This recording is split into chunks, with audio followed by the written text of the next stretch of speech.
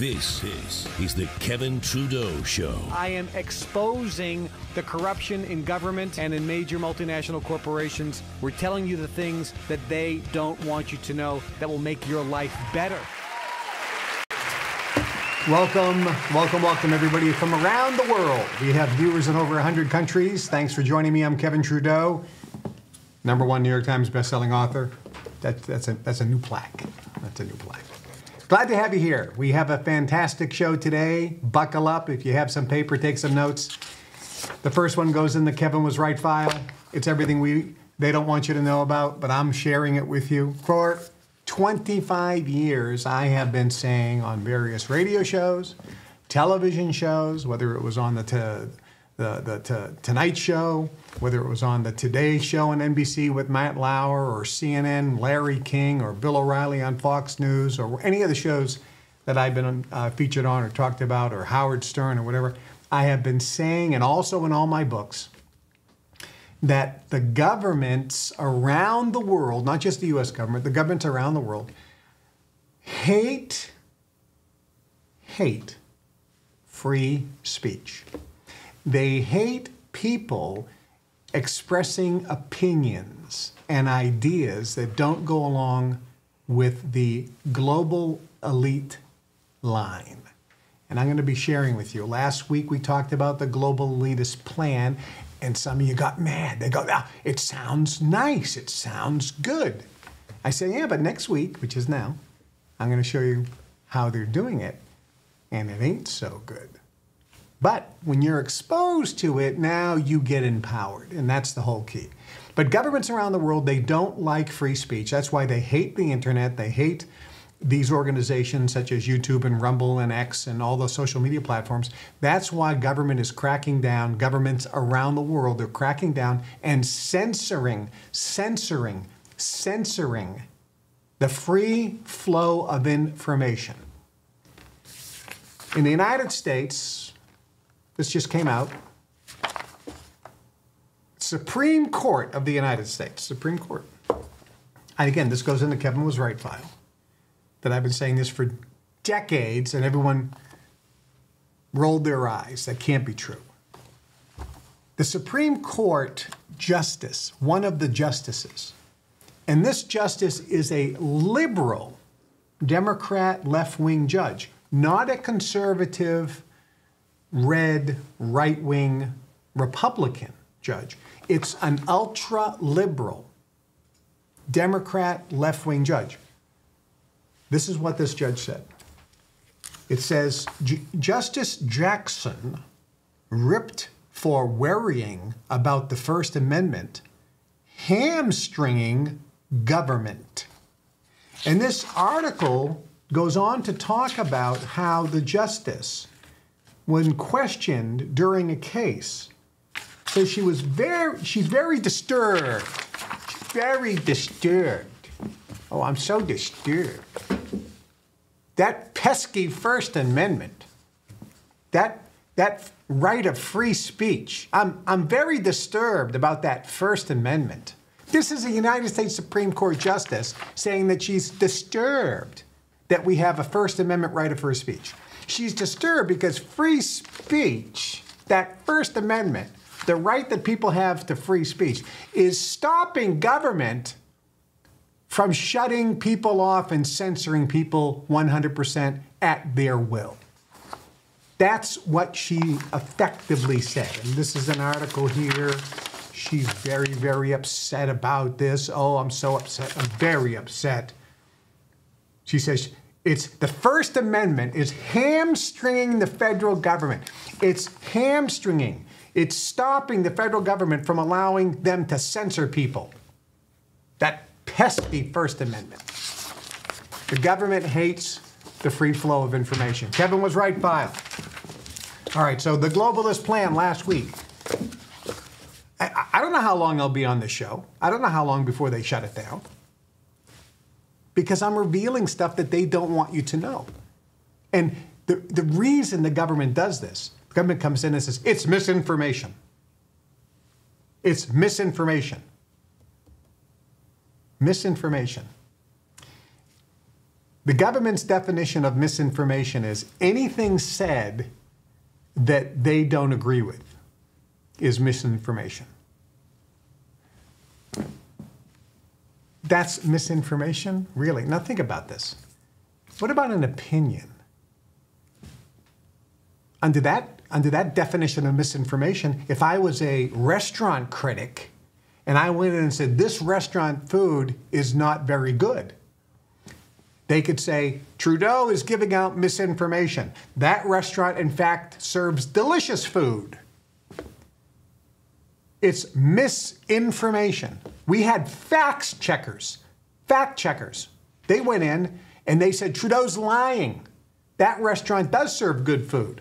McDonald's does serve good, delicious, wonderful food. The fact that Trudeau said that McDonald's doesn't serve very good food is a lie and misinformation, and we need to stop him because we had fact checkers.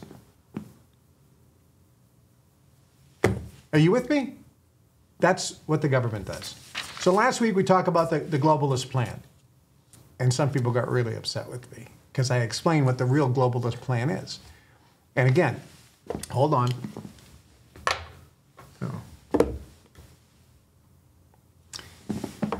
Unlike, it doesn't say radio host or podcast host or wannabe or guesser or conspiracy theorist or alarmist. It says former insider. These things are discussed at the Bilderberg group. They're discussed in Bohemian Grove. They're discussed at Skull and Bones Island in the secret societies. Being there and being part of it and being part of these organizations and others, the Brotherhood, this is not a theory that I'm sharing with you. This is what it is. The globalist plan sounds good on the surface. I mentioned last week. Number one, the globalists say we have a planet and we have people living on dirt. We have people with no electricity, no running water, no access to health care. They're dying of disease when they should be, if they had a hospital nearby, they'd be fine. They break a leg and they die because of infection. If they had a hospital nearby, they die. But mostly they're dying from starvation. There's malnutrition everywhere around the world. Like 1 billion people go to bed hungry every year. So they said, what can we do to stop people from starving so that people are no longer hungry, but they're fed? How can we stop hunger and starvation, and how can we eliminate or dramatically reduce poverty around the world? That sounds pretty good. Let's stop all wars. And I mentioned last week about why certainly wars are an amazingly profitable business for the elites and those people who are involved in the military-industrial complex, or the industrial-military complex as it's called. Every time there's a war, ammunition has to be purchased. It's purchased by the governments, which comes out of your taxpayer dollars, and these corporations make tons of money. The people who own the stock value goes up, make tons of money. And then when the wars are done in that area, Halliburton and these various corporations, Carlyle Group, that are owned by the Bushes and all the privileged elite, they go in and rebuild it, and they make billions of dollars. Again, paid for by your taxpayer dollars. Your money goes to these companies, and then the stock goes up, the companies make profit, dividends go out, and the global elitists make a fortune on wars. Nobody denies that. But from a bigger perspective, it'd be better if there are no wars. I'll tell you why in a minute. And then I said the globalist plan is really effectively to have 3 classes. Number one, slaves. But people not in poverty, people that are actually earning a decent living, they have electricity, they have running water, they have indoor toilets, they're earning decent, they buy clothes, they're consumers. The globalist plan is to increase the number of consumers around the world dramatically, because that will make them even richer. But keep that class, the majority class, dumb. Keep them as slaves effectively. The next one is the merchants, people that are well-to-do, people that are in business, making money, doing well. Small group of people, but they're all doing well. Those who hustle, put forth time and effort, start businesses, invest, Okay, that's another group. That's the second group, the second class of people. And the third class, the very top, is the privileged elite class, the ruling class. These are the people who are behind the scenes. They're not the politicians. They're not elected. They're behind the scenes. They're non-elected people that you don't even know their names. You don't know their faces. And they control everything. And they and their families live like kings times 100. They rule and control everything. And that's the globalist plan. It sounds pretty good when you think no wars, no starvation, no poverty, okay. But how are they going to do it?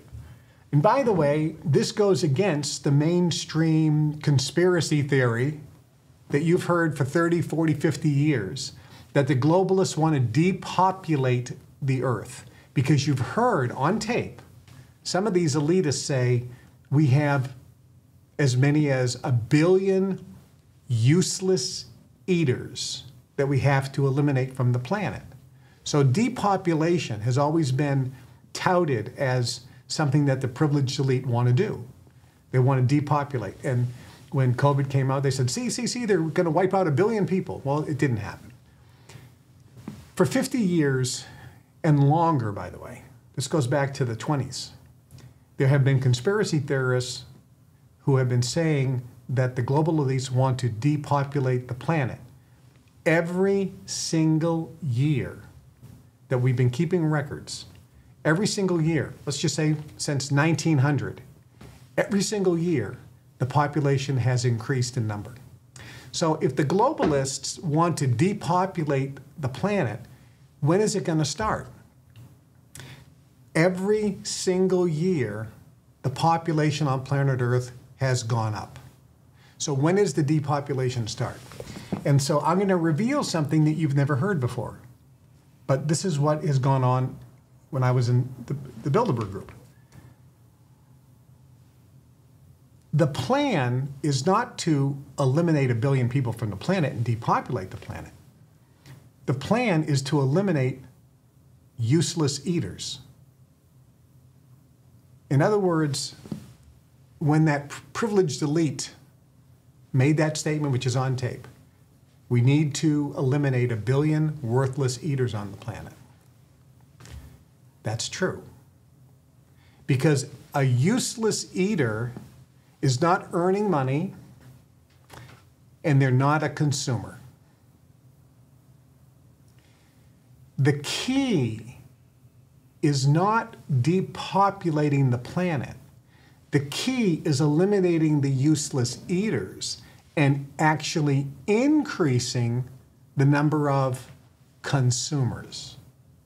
In other words, take people out of poverty, raise their level, raise their economic standard so that they're earning enough money, they no longer become a useless eater.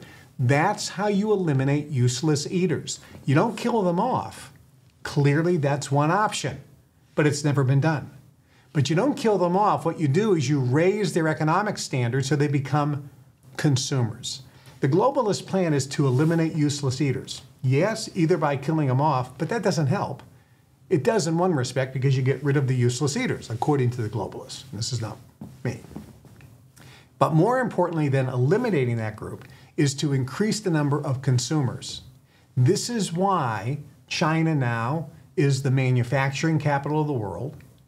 And this is why the standard of living in England and all throughout Europe and Canada, Australia, New Zealand, America has been declining since the Second World War. It peaked in the 60s and early 70s after the Second World War for America, for example, because we were the dominant manufacturer.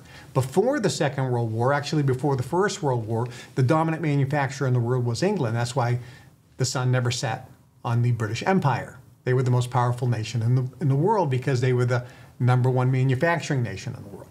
Manufacturing is the key. The globalists moved manufacturing to China. I remember when Ross Perot was running for president as an independent third party against Bill Clinton and Bush. They were talking about NAFTA, the North American Free Trade Agreement. And Ross Perot, who's a businessman, who was a billionaire, said, if you pass NAFTA, there's going to be a great sucking sound. Jobs and manufacturing are going to leave America and go to Canada and Mexico. And every economist and all the eggheads on CNN and NBC and ABC and CBS and the BBC and all the news organizations around the world, you know, they went to Columbia, they went to Yale, they went to Harvard, they live in a bubble in New York or Washington, D.C. or L.A., and they look at you through the camera and you can see it. They're thinking, you know, you are so dumb. I'm so much smarter than you. That's what they're saying to you. And they go, this is a good thing, NAFTA. Well, Ross Perot was exactly right. There was a great sucking sound. Jobs and manufacturing moved out of the U.S. into Canada and Mexico. And they're moving out mostly to China. And they're going to move out to India and Brazil and other third world countries, Malaysia, Philippines, et cetera, et cetera. So the plan is to move manufacturing into these third world nations, and Africa is going to be on the plan down the road. And you take these useless eaters and you put them in factories. Now they're earning a good living, and now they become consumers. So the globalist plan is to increase the number of consumers. And if you can't do that, yeah, you can kill them off. But realistically, if there was a mass die-off of people via some epidemic or something like that, people would be scratching their head. So that's not the ideal scene. The ideal scene, and I'll show you here in a minute, is to get people to die off naturally to reduce for the population the average lifespan, which is happening.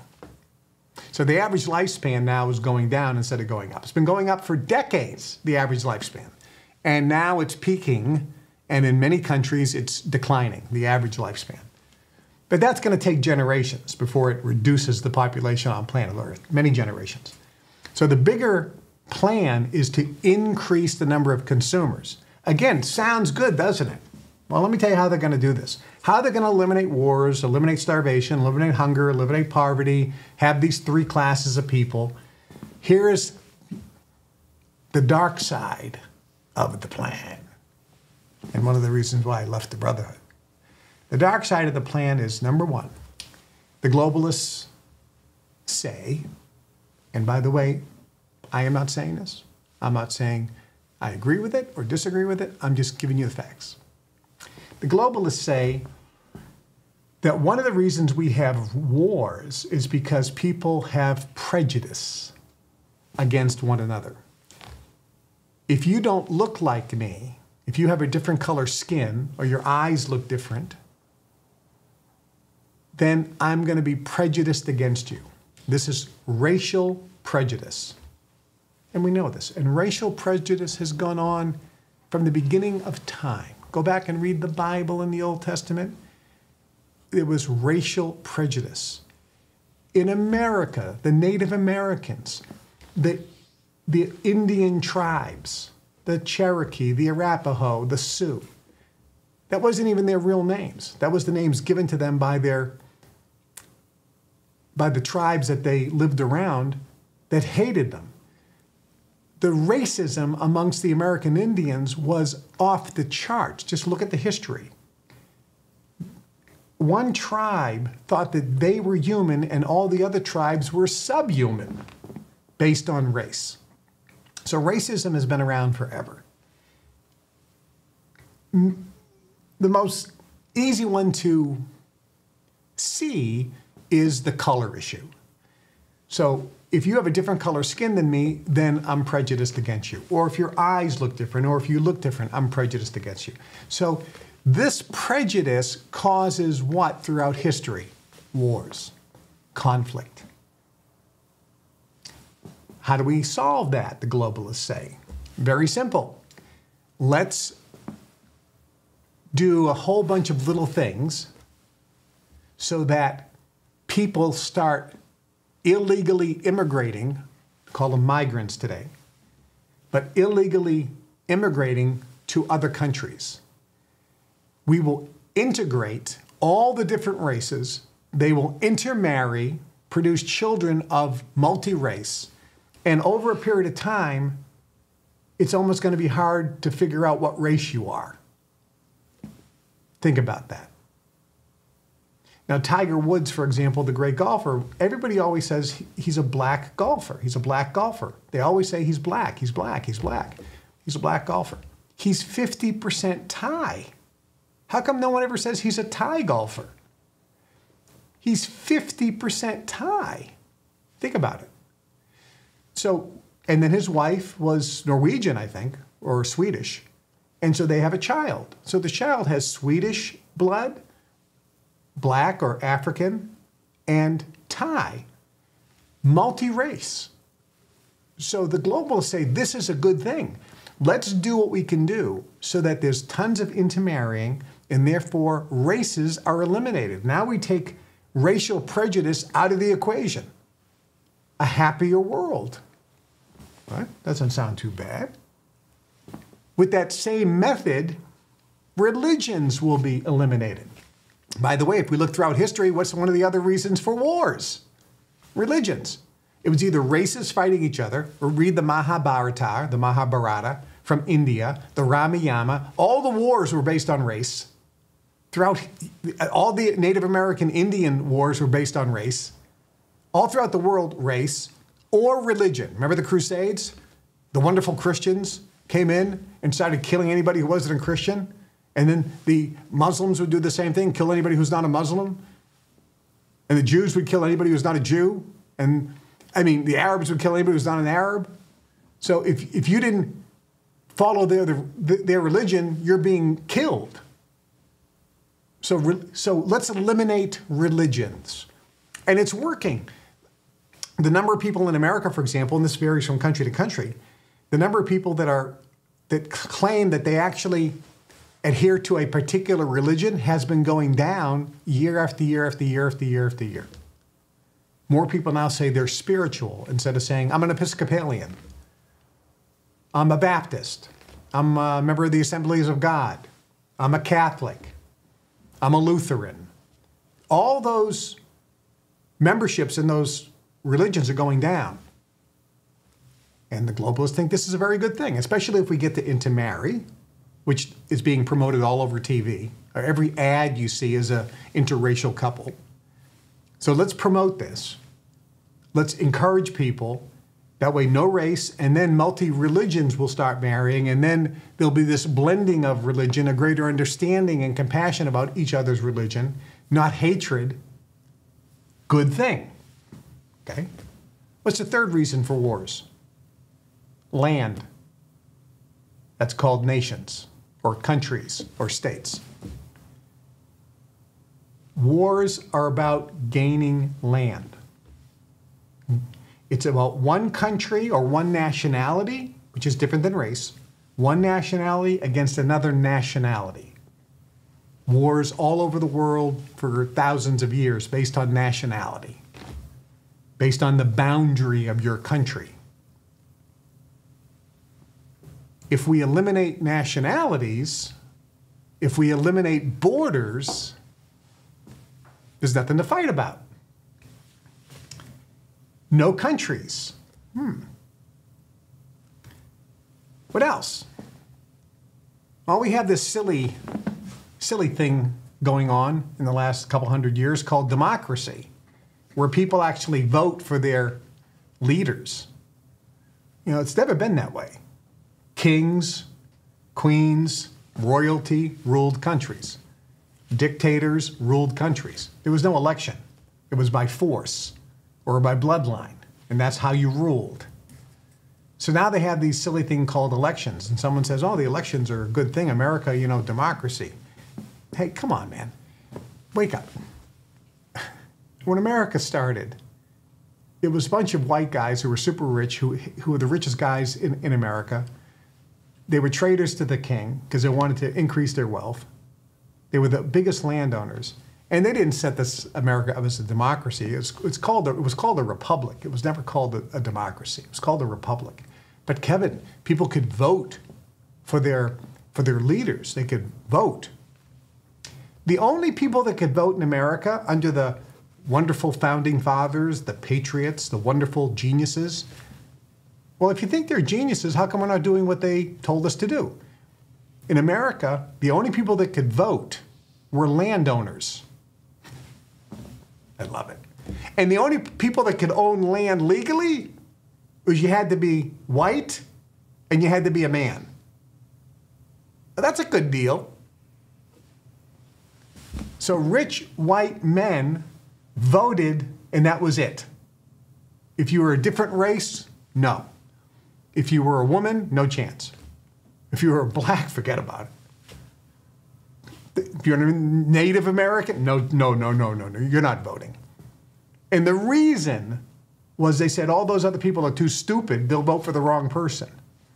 We're going to vote for ourselves and make sure that rich white men are running the deal, the privileged elite. Well, then that changed, didn't it, in America? You had the women's suffrage movement so that women could vote, and that pissed a lot of guys off. How can women vote? They never even go to school. They can't read and write. They can sew and cook and bear children, but they can clean the house, but they can't read, they're not smart enough to vote. So what do? So this is when the shadow governments took over. These are the non-elected officials. And the privileged elite said, look, we'll just let every stupid person out there think that they're actually voting for their leaders. And we'll simply control the leaders. So they'll all be puppets on a string. And how do you control the leaders, by the way? Remember, there's an old saying, it's not what you know, but who you know. But the bigger one is, it's not really what you know or who you know. It's what you know about who you know. So the way all of the politicians and everybody is controlled, the number one way, and there are several others, I'm not going to use the word mind control, but there are several others, but one very strong way is to have the dirt on the people that seem to be running the show. And therefore the privileged elite control all the people that are, quote, running the show. They're not running the show, they're puppets on a string. Think about that. Now, in Europe, we see this very clearly. You have independent countries that are part of the European Union. But then you got this European Union group with a president. Who votes for them? These are unelected elitists that make all the rules. And when they make a rule, this is why England said, we want Brexit, we want out. They got this little unelected group of people telling us the temperature that we're allowed to boil water to make our tea. So the plan is to have unelected global elitists who are smarter than anybody else basically make all the rules behind the scene.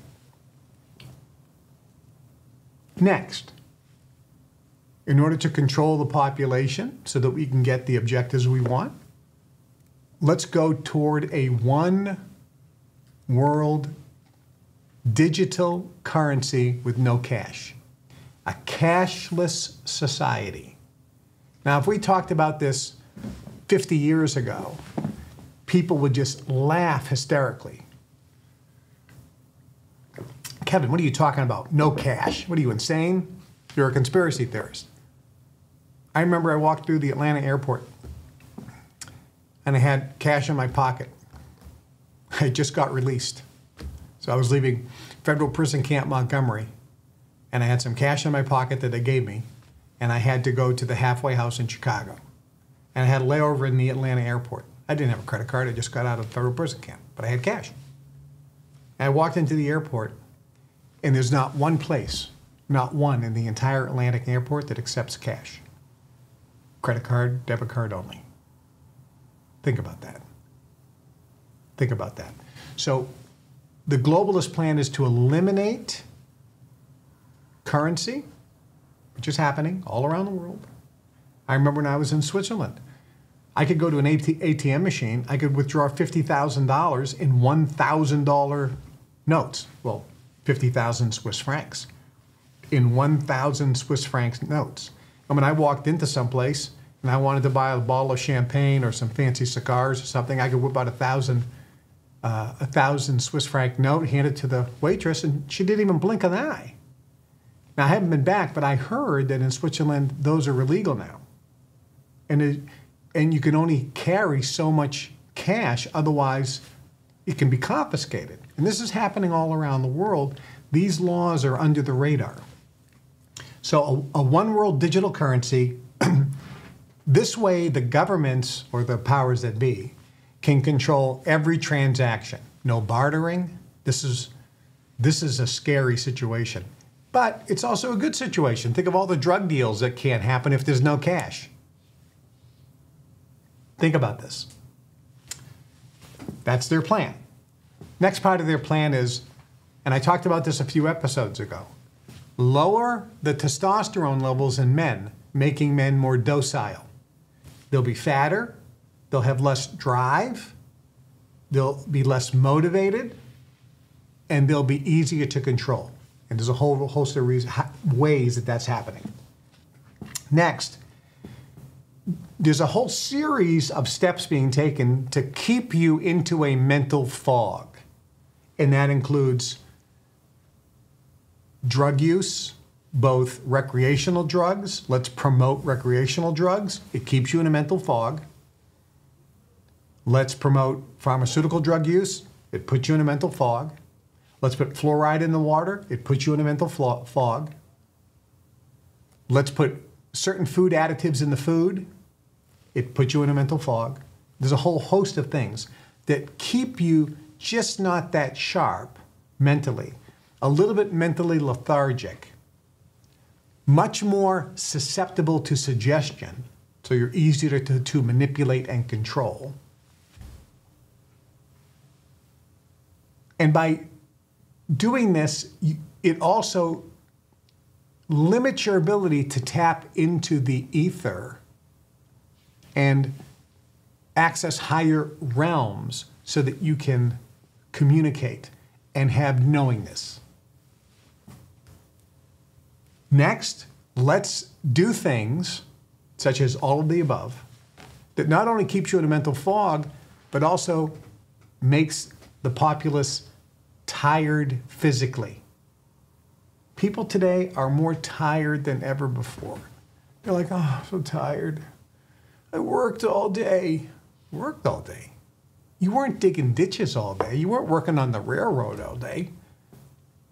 You went to an office, and you come home, I'm so tired, I'm so tired. Are you kidding me? My dad used to wake up, used to go to Building 30 at the General Electric, where they built jet engines in Lynn, Massachusetts. He was a union worker, he was a welder.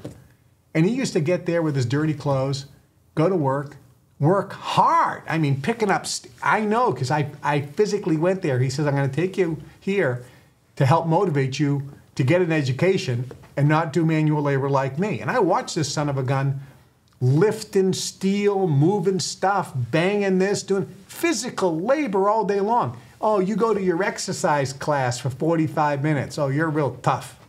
You try to work in Building 30 for a day, you couldn't handle it. But you go to the gym every morning for an hour. It's nothing. This is what men and women used to do. They used to work hard, physical labor. And then he'd come home, sit down, have a nice meal, and then go bowling. He wasn't tired. They'd have a nice meal, and then him and my mom, it's bowling night. And then the next night is bridge night. Then the next night, it's the gun club night. I got a tournament. I didn't see him till 11 o'clock. And he wakes up at 6 to go to work at 7. 5 days a week. They weren't tired. But the globalists want the populace to be tired. This makes you more susceptible to suggestion and makes you less likely to resist or rebel. Next, they want to dumb you down. I talked about this back in 1991. I said that in America, and this is all over the world, America took phonics out of the school system and replaced it with the look-see method to read, which means nobody could read anything. They want to keep you dumb. reduce your IQ, keep you uneducated, feed you what information that they want to feed you. Look, you go to Google News, you go to Apple News, you go to any of the news feeds. Think of the stupid headline stories that they're feeding you. This is the world news? So let's dumb you down. Let's keep you uneducated. Let's make sure you don't have a good vocabulary.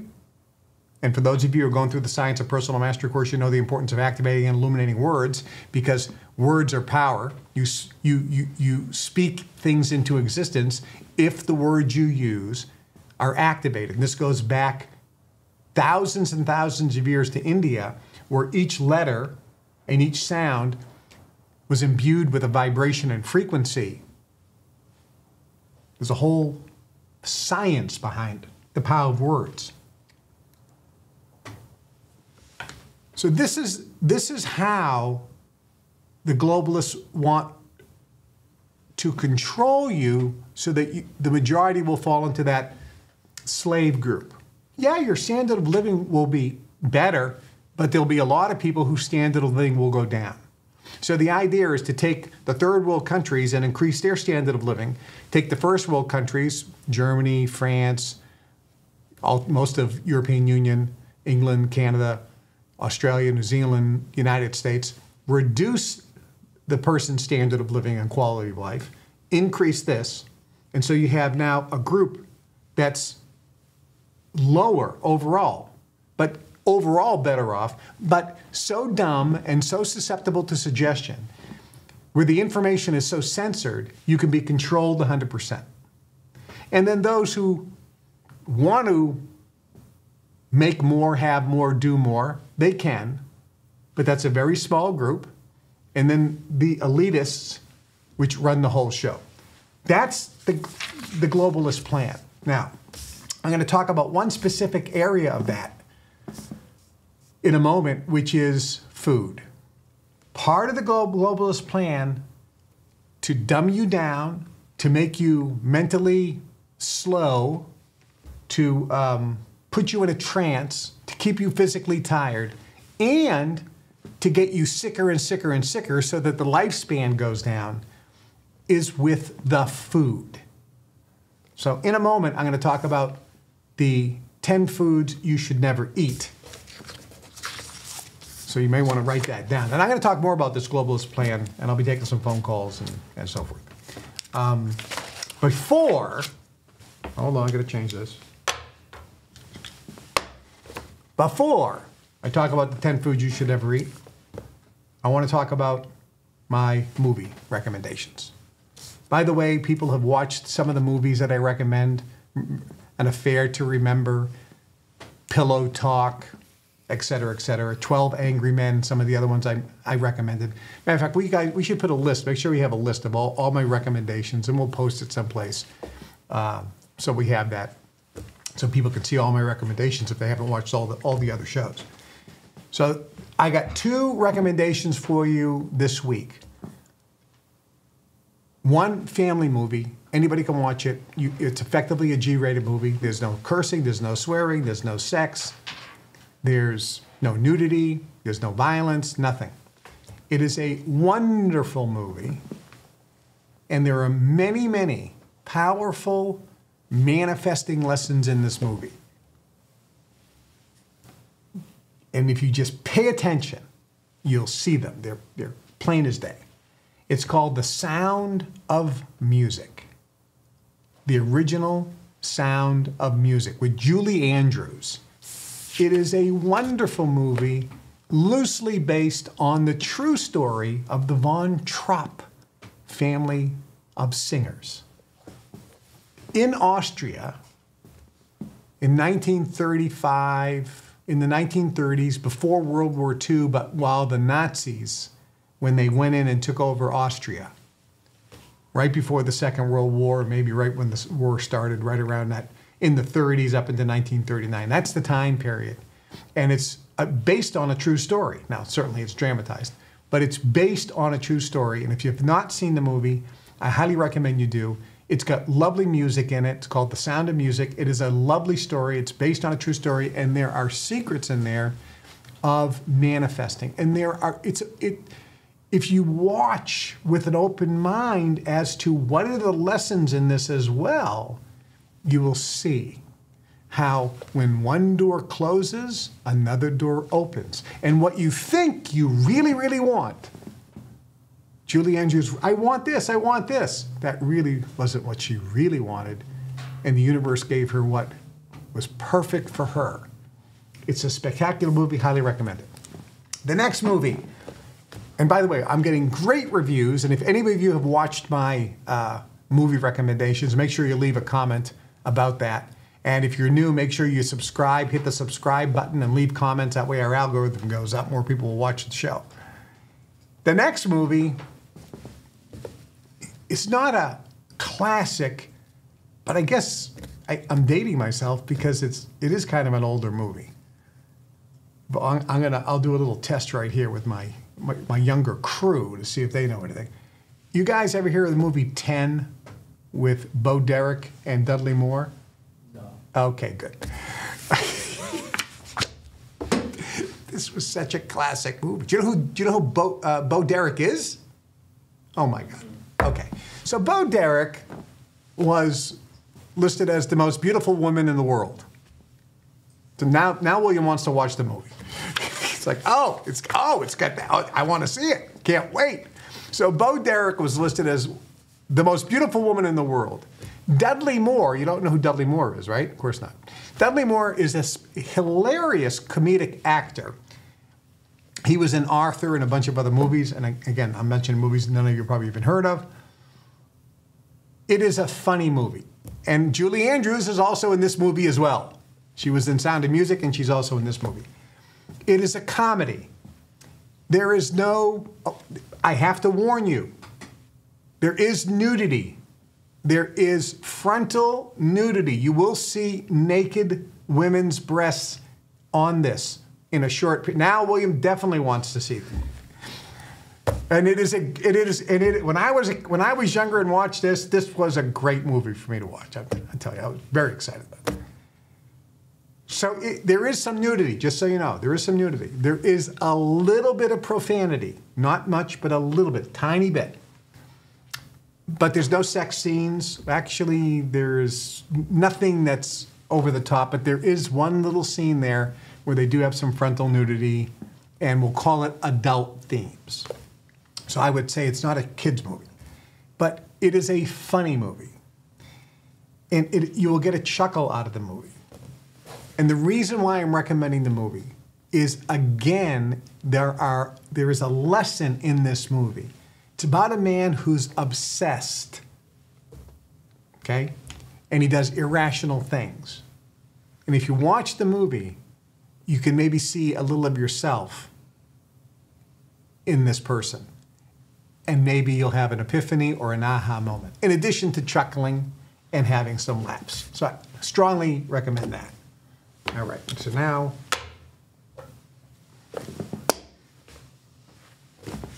my book recommendation. I don't have book critic here. I got movie critic. I need book critic. All right, so now my book recommendation of the week. It is a classic book, but it surprises me how many people don't know about this book today and how many have not read this book. It's called Think and Grow Rich by Napoleon Hill. This is the classic edition. It's a beautiful edition. There are many, many editions to this book. This book was written in the 30s. And if you don't know the story, just briefly, Napoleon Hill, at the turn of the century, was introduced to the richest man in the world, Andrew Carnegie.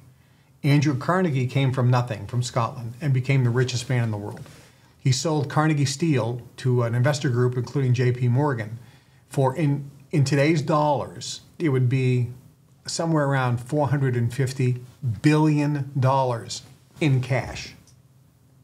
$450 billion in cash. Not stocks, not bonds, not real estate.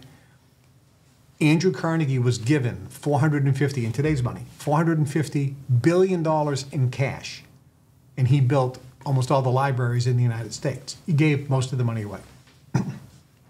nobody, and the only person who became richer after that was John D. Rockefeller, where he had a net worth of around $650 billion. $650 billion. About half of that was in cash. So in terms of having cash, nobody had that much cash. Now the Saudis and so forth today are close to that. But Jeff Bezos with Amazon and Elon Musk, these are multi-billionaires. They're worth $150 billion, but it's all in stock. It's not cash. And if they tried to sell the stock, it'd go down to $70 billion. It's still a lot of money. But it's nowhere close to $450 billion. So Napoleon Hill was given access to Andrew Carnegie, $450 billion, wealthiest guy at the time in the history of the world. And Andrew told him the secret, or secrets, the formula, the success formula that never fails. But Carnegie introduced Napoleon Hill to Henry Ford and to all these other wealthy people, over 100. And Napoleon Hill interviewed them all and watched them live their daily life. And he put together the secrets to success. And he found that these people all had one thing in common, and only one thing: it's the way they thought. So that's why he calls the book Think and Grow Rich. It's all about how you can manifest things with your mind. The chapters here include auto-suggestion. Did you ever hear of auto-suggestion before? That word, auto-suggestion? Auto-suggestion, another way of saying is self-hypnosis. He found that all wealthy people program themselves for success. And he gives the specific technique of auto-suggestion. He talks about organized planning and the power of the mastermind. And there's a whole chapter on the mystery of sex transmutation, another chapter on the subconscious mind, the sixth sense, how to tap into the ether. All the wealthy people believed in the sixth sense and tapping into the universal field of knowledge? Yes. If you haven't read this book, I highly recommend you do. Many people have used the technique in here because there are specific techniques to achieve success. Bruce Lee is probably the most notable because there's, and I showed people here in the office, the actual letter that Bruce Lee wrote in his own handwriting using this technique that's in this book specifically. And after he wrote this down, he was washing dishes in San Francisco. And Bruce Lee, as you know, is one of the greatest martial artists of all time. Chinese, highly prejudiced against in Hollywood and in America because he was Chinese. There was a lot of prejudice against the Chinese.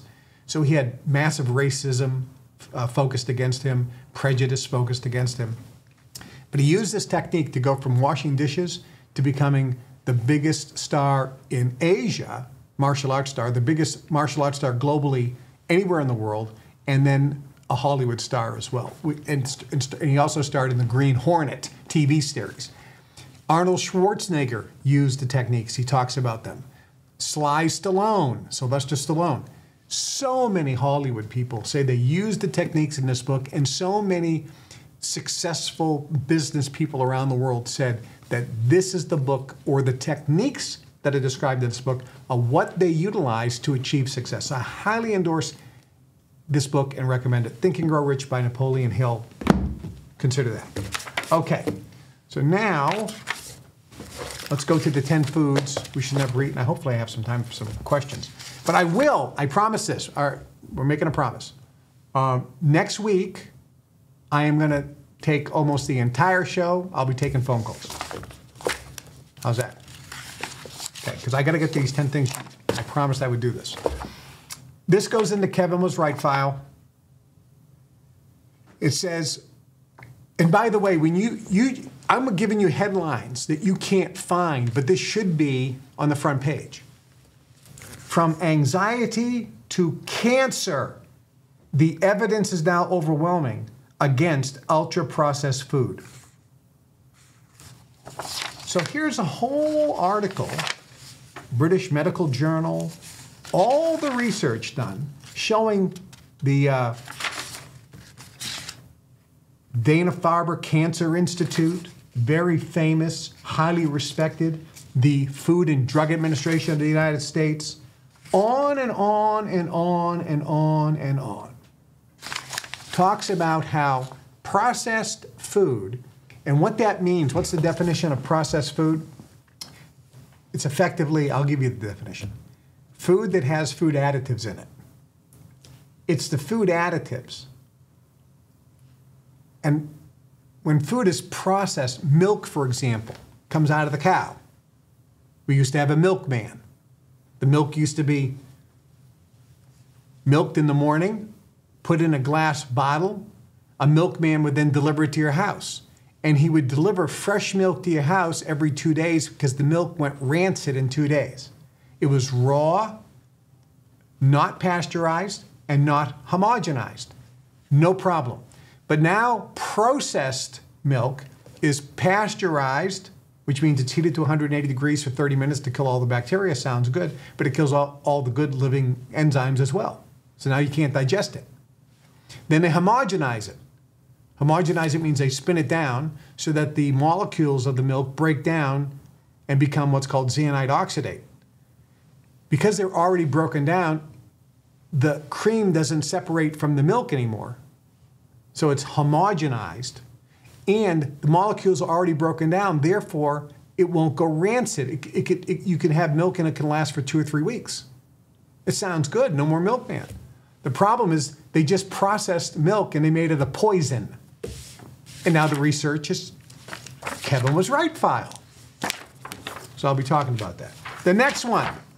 How come this isn't on the front page? How come this isn't discussed on the evening news? Instead, they're going to talk about man gets attacked by alligator in Florida. A man going out to swim in his pool was attacked by a 6-foot alligator. He fought off the mighty beast with a stick. That's, the BBC, that's their headline story tonight of global news. Okay, this should be the headline story. Americans now have a 40% chance of getting cancer. Highest in the history of keeping statistics. Oh, the American Cancer Society. Let's do this to prevent cancer. Let's do this. Let's put all this money in. How many trillions of dollars are put in? Hey, Barack Obama. I mean, this guy was great. Matter of fact, Joe, put this down. You need to find this clip. It was Barack Obama. I want to show this. Barack Obama, who was the president of the United States that everybody loved for some reason. Barack Obama, and by the way, he did break a barrier there. He was the first black, and I believe, does he have any other blood? I mean, he could be 80% Asian, but because he's dark-skinned, he'll be called black. I think he's 100%. No, I think his mother's white. I don't know. But anyway, he certainly has African blood in him. And God bless him, he overcame decades of racism and prejudice, and he won the presidency. And seriously, 100% congratulations for that. But Barack Obama gave the State of the Union address. This is great. Joe Biden is sitting behind him, falling asleep. He was old then. So Joe Biden, who was the vice president, is sitting behind him. You can see him right here. And President Obama says, this is the State of the Union. Things are going well here in America. I, Barack Obama, have done this and this and this, and we're doing that and this and this. And tonight, I am to announce that Joe Biden is now given the task of curing cancer. He will find the cure of cancer before I leave office. And Joe's back there, falling asleep. They kind of hit him. He goes, what? I'm going to cure cancer in the next 2.5 years? I mean, he was like, huh? I didn't remember, huh? So Joe Biden, Barack Obama said it. He was going to cure cancer in a couple years. I want to find that clip. That was the most outrageous thing I ever heard. But 40% of Americans, this varies from country to country. I don't know the data.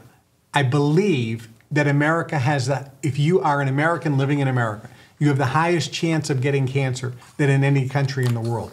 I could be wrong, but I don't think there's another country that's as bad. There could be. But I do know that there are countries where you have a 2% chance of getting cancer. What is the difference? It's not the genes. Because when those people are going to live in a country where you have a 5% chance of getting cancer, when they come to America, all of a sudden they have a 40% chance of getting cancer. What is the difference? Ladies and germs. Ladies and gentlemen.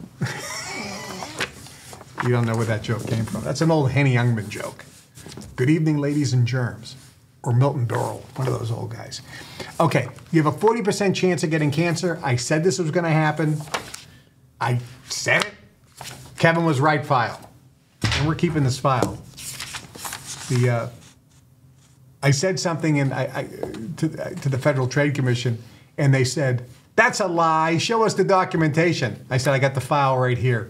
Here's where the New York Times called me a marketing genius, America's marketing guru, the infomercial king." They were like, oh, okay.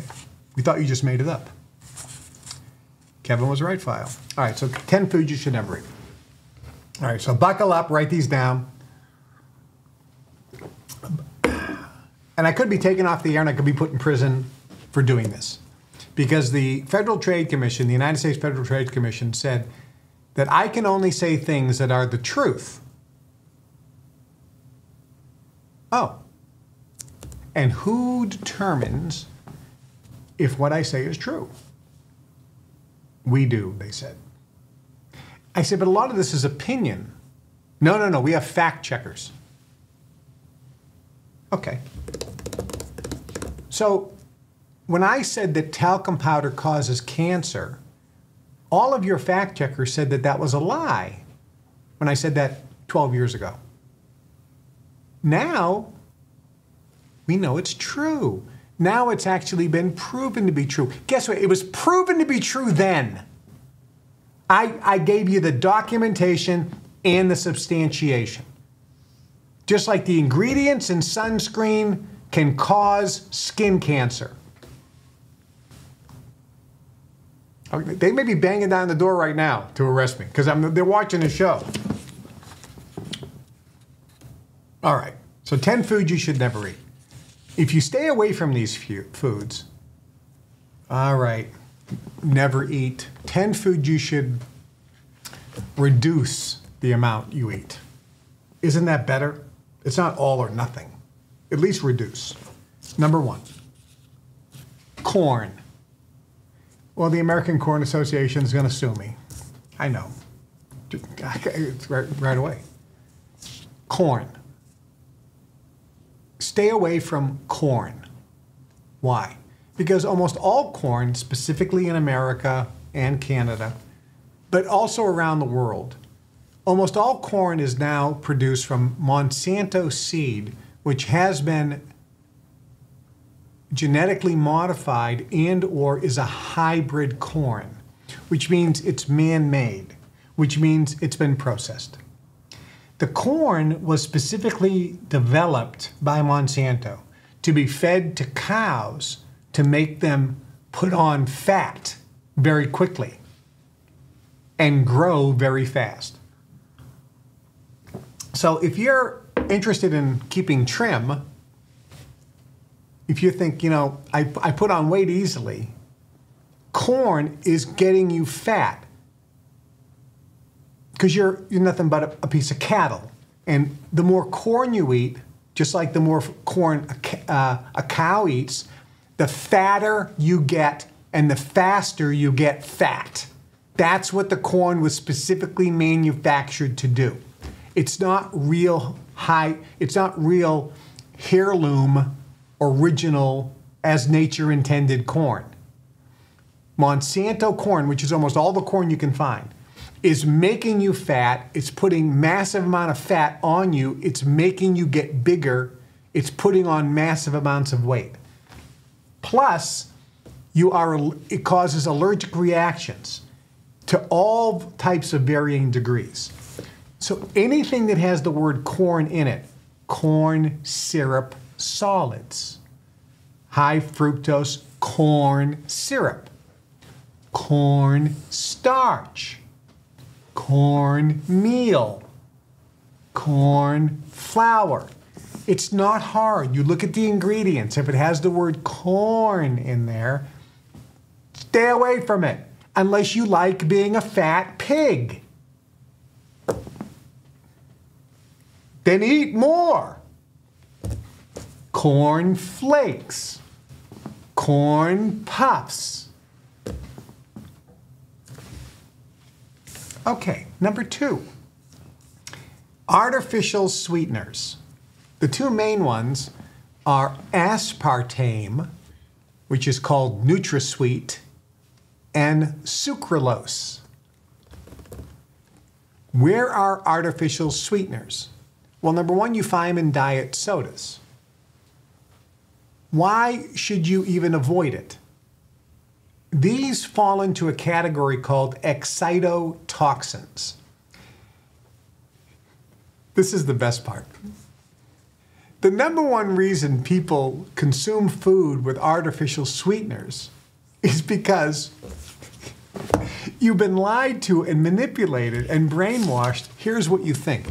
I'm not going to say you're stupid, because you've just been fed bad information and you stupidly believe it.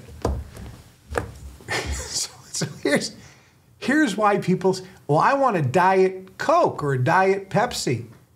No calories. I'm trying to lose weight.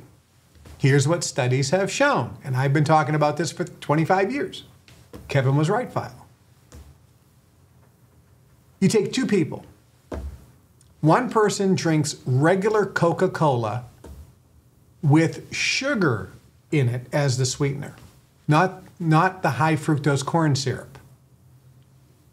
A Coca-Cola with sugar, which comes from the sugar cane. Another person drinks Coca-Cola with no sugar, no high fructose corn syrup, but an artificial sweetener like aspartame. This person who's drinking the diet is consuming a lot less calories a day. This person is drinking more calories.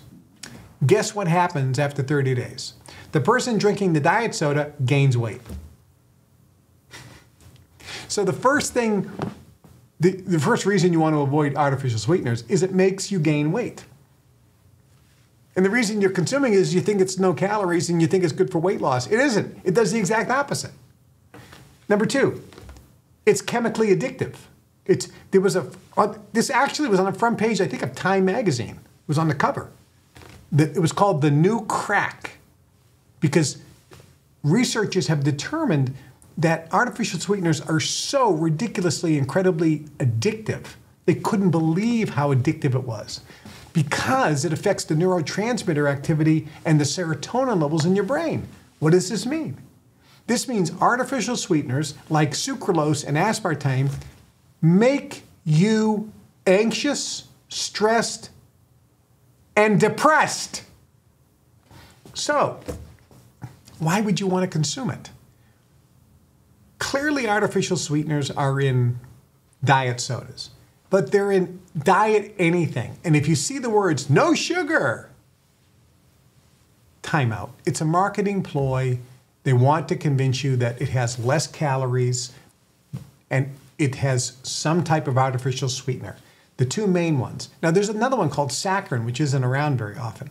And quite frankly, that isn't as bad, but it's still bad. But aspartame and sucralose, stay away. Where else do you find them? Here's the best part. I mean, this is the scary thing. And this is why I started the world's best nutritionals and organics company, because every company out there selling nutritional products, food supplements, food bars, nutritional bars, protein shakes, nutritional shakes. You see all these people, you know, they're all healthy and they're drinking this green powder in a glass jar and they're going, oh, it's so good. Oh, I'm so healthy. It's got vitamins and minerals and it's got all this stuff. Yeah, and it's got sucralose in it, an artificial sweetener which is making you depressed and fat and causing cancer. And these people know it, but they don't care. They just want to sell you the product. And they know that if you drink this, it's going to be tasting like you're eating grass. Here, would you like some grass? Come on over to my house. I'm going to give you some some juice from my grass. I mowed the lawn and I turned it into juice, but it's got chlorophyll in it. It's very good for you. It's very alkalizing. Here, I know it smells like grass because it is grass, and it tastes like grass because it's grass, but it's good for you. Who's going to drink it? So I got to put something in there so that you don't throw up. So I put sucralose because I don't want to put sugar or high fructose corn syrup because then the calories go up. And from a marketing standpoint, they know that people look at the nutrition part of the label for the calories. So they put in stupid things like sucralose and aspartame. You look at your food bar, you look at your protein bar, you look at your protein shake, look for the sucralose, high fructose corn syrup, or aspartame. It's everywhere.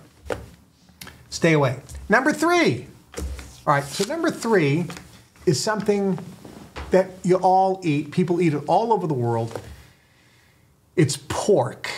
And it's funny because I was having breakfast with Danielle a couple weeks ago. We're at this breakfast place, and there was these 2 guys over here.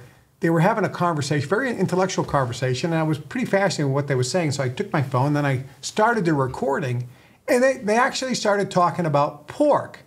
Joe, let's play this. So this is the conversation of these 2 guys that I overheard talking about pork. Let's play this clip. Pigs sleep and root and shit. That's a filthy animal. I ain't eat nothing, ain't got sense enough to disregard its own feces. That's in the middle. How about a dog? Dog eats his own feces. I don't eat dog either. So we got this clip here, Joe. Yeah, but do you consider a dog to be a filthy No, that's animal? not the beginning. I wouldn't go so far as to call a dog filthy, but they're definitely dirty. No, that's not the start. The middle of the conversation. All right, we'll get the. Give me the thumbs up when you have this teed up. But let me talk about it. So pork is something that you should avoid. Why? A pig will eat anything in its path, including a dead rat. Scientists now know that whatever the pig eats turns to meat on its bones. So if you eat the meat of a pig, you're going to put your body in virtual toxic shock. All right, so you get this teed up now? All right, so let's play this clip. Want some bacon? No, man, I don't eat pork. Are you Jewish? No, I ain't Jewish. I just don't dig on swine, that's all. Why not? Pigs are filthy animals. I don't eat filthy animals. Yeah, but bacon tastes good. Pork chops taste good. Hey, sewer rat may taste like pumpkin pie, but I'd never know because I wouldn't eat the filthy motherfuckers. Pigs sleep and root and shit. That's a filthy animal. I ain't eat nothing, ain't got sense enough to disregard its own feces. How about a dog? Dog eats his own feces. I don't eat dog either. Yeah, but do you consider a dog to be a filthy animal? I wouldn't go so far as to call a dog filthy, but they're definitely dirty. But dogs got personality. Personality goes a long way. So by that rationale, if a pig had a better personality, he would cease to be a filthy animal. Is that true? Well, we have to be talking about one charming motherfucking pig. I mean, he has to be 10 times more charming than that Arnold on Green Acres, you know what I'm saying? Okay. That was not a real conversation that I overheard. That's from Pulp Fiction, and that was Samuel Jackson, and of course Vincent, played by John Travolta. But pork, stay away from. A pig eats its own feces. A pig eats anything in its path, even an organic pig. The meat takes 48 hours to be digested. So when you eat pork, the body goes into toxic shock. Most pig has trichinosis in it and other types of viruses, which cause the body's immune system, your immune system, to just overwork. It takes blood away from the brain. It has a very low vibration, lowering the body vibration. So ideally, stay away from pork. And if you can stay away from pork, you will just notice that your energy levels over about 3 or 4 months of no pork consumption, that your energy levels will start going up, your mental clarity will go up. Big advantage. Now, I am not a fanatic. So, for example, I shy away from pork. And by the way, I'm Italian. I grew up on pork. Pork chops, bacon, pork sausages. We had pork all the time. Roast pork. I didn't die. No one's going to die. But I decided at one point to stay away from pork, and I wanted to monitor how I felt. So after about 3 months of no pork, I thought to myself, I really don't notice a big difference. So I went to a restaurant and I ordered, that was known for their pork chops, and I ordered the pork chops. Number one, I didn't find that they tasted appealing to me anymore. It was like, wow, I used to love pork and it just doesn't appeal to me. I couldn't even eat the whole thing. And then I felt so sluggish afterwards. That's when I noticed the big difference. So you might want to stay away from pork as best you can. But again, I'm not a fanatic. I was in Rotterdam, Germany, south of Munich, and I met the owner of the hotel I was staying at, and he invited me to dinner at his house. So I went there, and he said, my wife drove to Nuremberg to get some very special Nuremberg sausages. They're only available in Nuremberg. They're very special. Well, it's a 2-hour drive each way. So she spent 4 hours in a car just to get sausages for me, which are 100% pork. I'm not going to say, well, thanks, but I don't eat pork. I'm a dick. I'm not going to do that. I'm going to say, fine. And so I ate the pork sausages. They, quite frankly, were delicious. And, I didn't notice a big difference afterwards. But the bottom line is, pork, you can't put it in the health food category. But I also know people that are 95 years old that eat pork all the time. This is one of the things that if you reduce from your diet or eliminate all the blood work, all the hormone levels, it's going to show it is healthy, and it is going to increase not only your lifespan, the number of years you have in your life, but the amount of life you have in your years. Your energy levels could go up, your skin could look improved, but also your ability to communicate into the ether, that sixth sense. Pork will reduce it. This is why all gurus or spiritual gurus stay away from pork 100%, and many of them stay away from meat as well, because it will reduce, because they're lower frequency foods. Next, shellfish. Oh boy. I grew up on shellfish. I grew up in Boston. Every Friday, because it was a big Catholic area, so on the Catholics back then, you couldn't eat meat on Friday. So Friday, everybody went out for fried fish. So we got the fisherman's platter, which was fried cod or haddock, fried scallops, fried shrimp, fried clams, sometimes fried mussels. And then, of course, crab. Oh, lobster. Oh. Why shy away from shellfish? Here's why. More people get sick from eating, quote, bad shellfish than any other food group on the planet. More people every year die from eating bad shellfish than any other food group on the planet. More people are allergic to shellfish or have allergic reactions that are quantifiable and they can see it. More people are allergic to shellfish than any other food group on the planet. Shellfish, and let me define shellfish. It's not just fish that comes in a shell, like a clam or a mussel or a crab or a lobster or a scallop. But it's really any fish in water that does not have scales and fins. That's the rule. Stay away from or avoid anything that comes out of water that doesn't have scales and fins. Why? So a catfish has fins but no scales. You would stay away from that. Squid, octopus.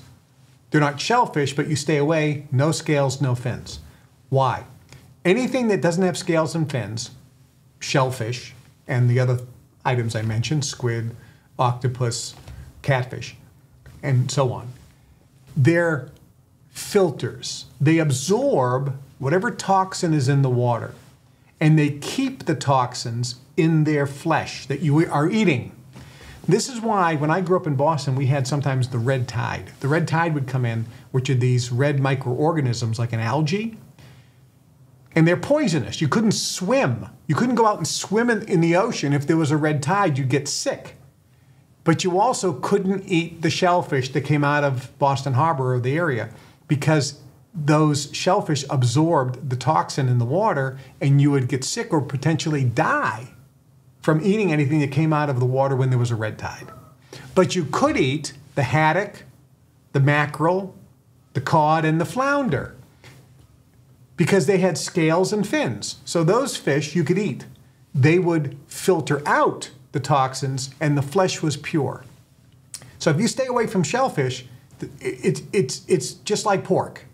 I'll tell you a funny story. Mike Siegel and I, Mike Siegel, he's the 10-time world champion pool player, winningest player of all time. We were on the road together, traveling around, having some fun.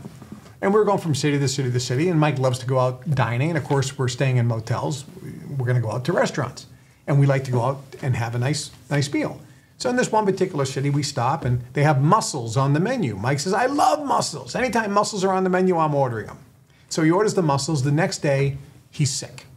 A couple days later, we stop at another restaurant. Mussels are on the menu again. We're in another city.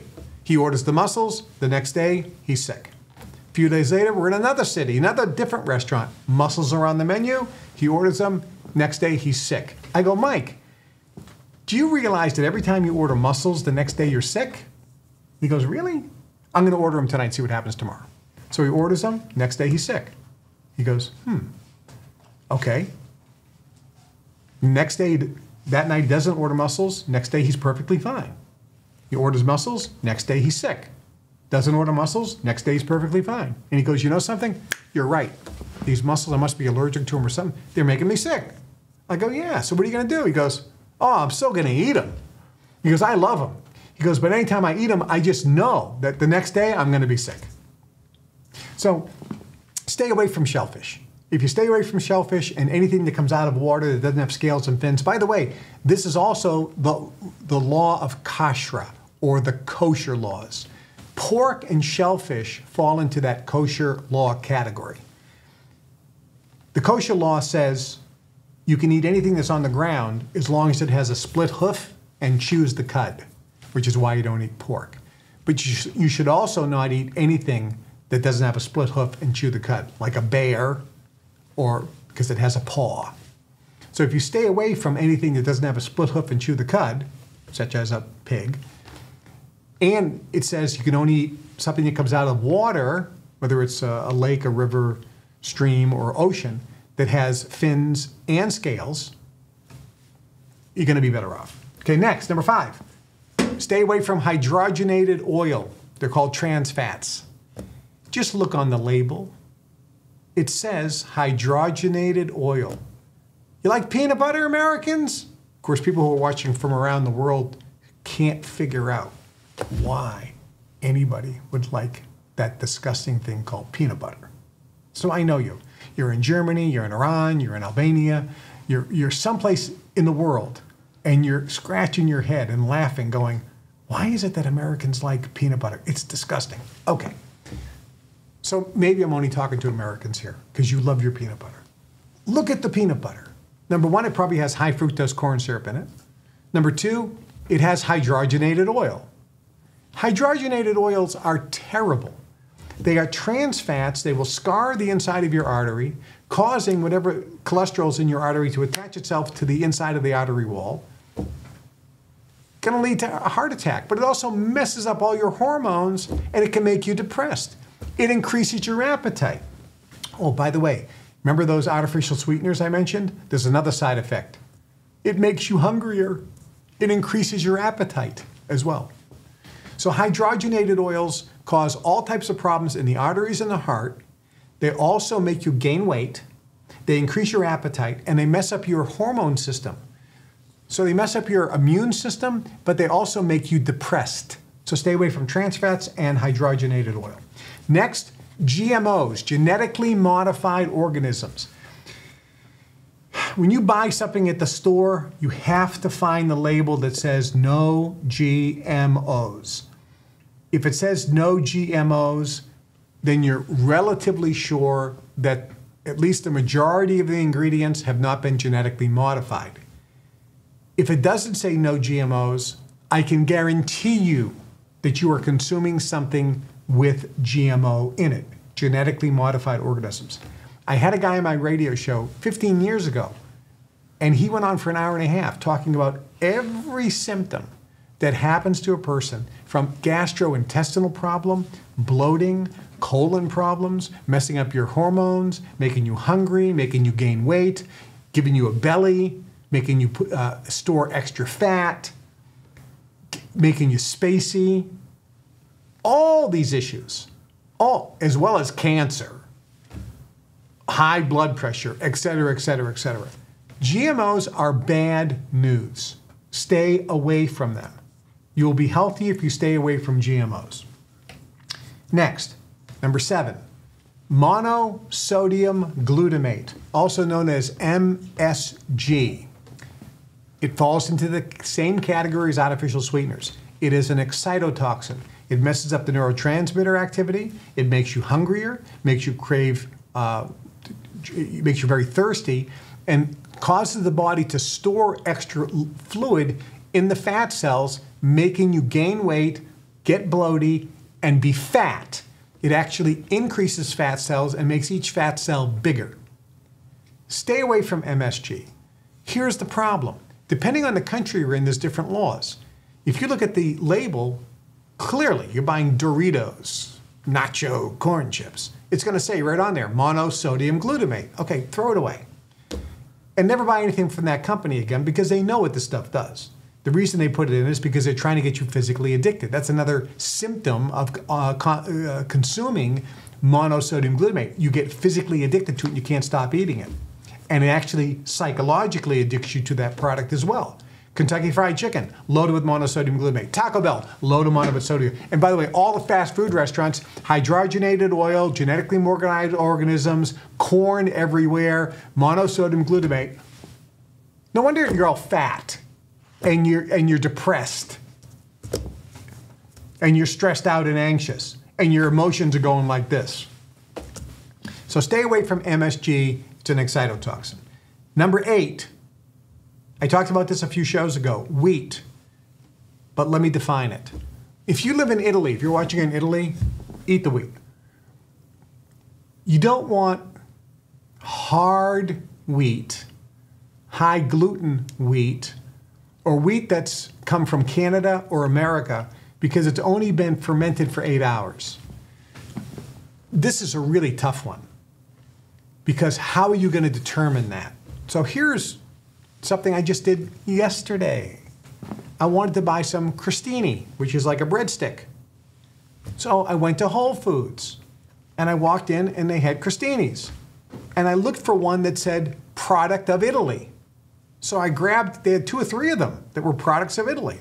And I looked over and it said Durham wheat, which means it's wheat from Italy because this product was manufactured in Italy and their ingredients came from Italy. I know the wheat is fine. It's been fermented for 48 hours. It's not going to have a problem. It hasn't been genetically modified. It's not hybrid wheat, and it's been fermented for 48 hours. So you want to stay away from wheat, and here's the challenge. Some of you like bread. You live in America, you live in Canada, you live in different countries. Look, this is a challenge, and I understand it.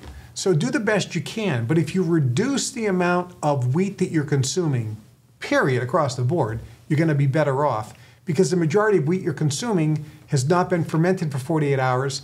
It's high gluten wheat. It's causing all types of gas, bloating, allergic reactions, weight gain, et cetera, et cetera. So if you can reduce the amount of wheat, if you are going to eat wheat, like for example, I like pasta. I'm Italian. All my pasta comes from Italy. I buy pasta that says organic pasta, product of Italy. Now you're fine. And when people eat my pasta at my house, they always are amazed. There's no gas, there's no bloating, they don't have food cravings, their candida isn't kicking in because it's pasta from Italy, organic pasta from Italy.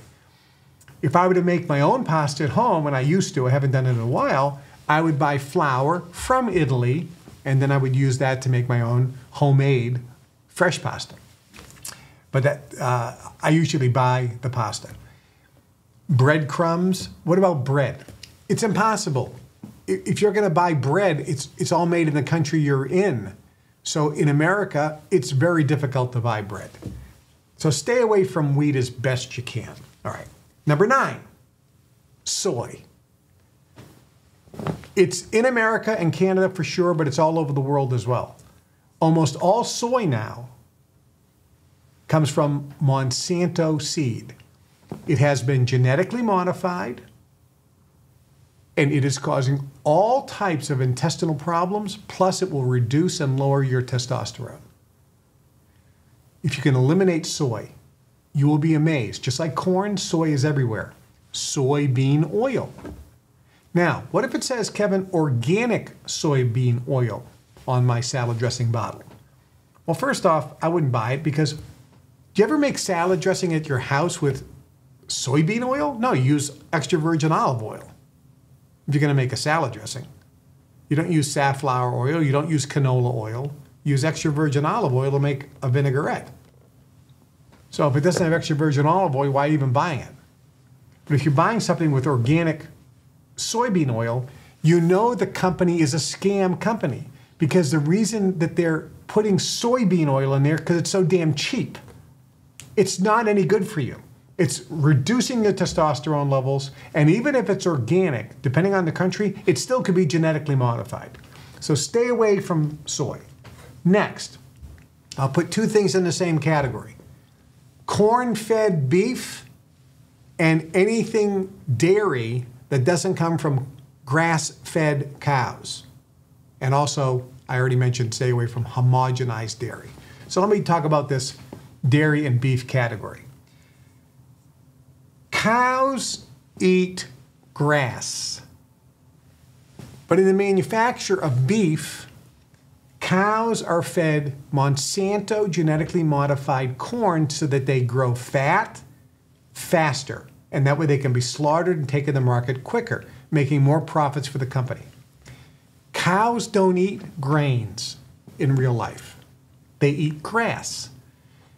When you feed corn and grains to a cow, it will get fatter faster. Stay away.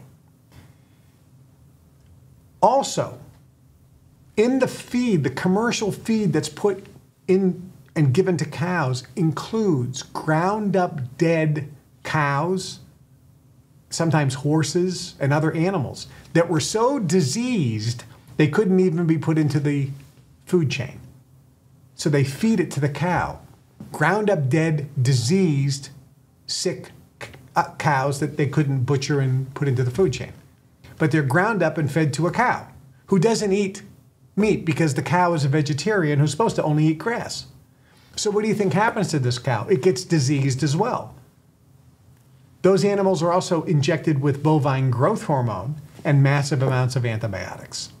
So when you eat beef, you're screwing yourself.